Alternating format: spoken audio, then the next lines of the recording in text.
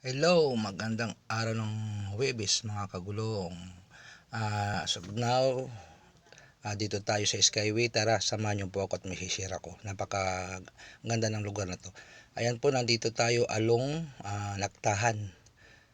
Ayan po, nakita nyo, yung kaliwa po nun, Naktahan exit. Ngayon po, napakaganda ng place na to kasi imagine nasa ibabaw yung southbound, nasa ilalim ang northbound ng Skyway natin, di ba? Napakaganda.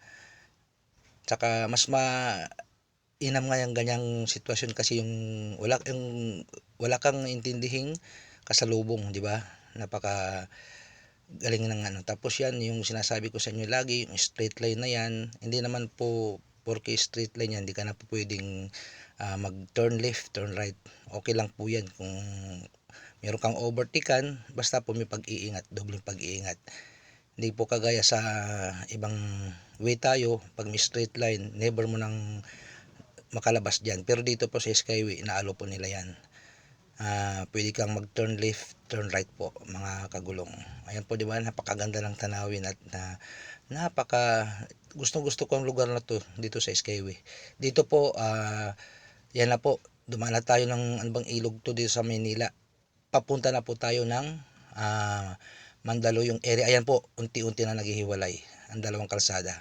Pagdating po dyan sa babang yan, merge naman po ang south end, northbound, mga kagulong. Ayan po, binabaybay na natin po yung papuntang Mandaluyong area po, Mandaluyong area.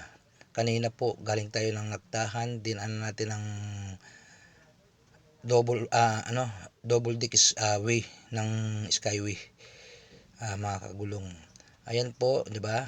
Gaya na sinasabi ko sa inyo, pag going to north kayo, huwag mag-atubiling hindi gumamit ng Skyway. Napakabilis ng biyahe, safe, di ba? Wala kang problemang, basta napaka-chill lang. Napaka-chill magmaneho dito sa areang to. Kaya ingat po sa lahat ng sa biyahe. God bless all.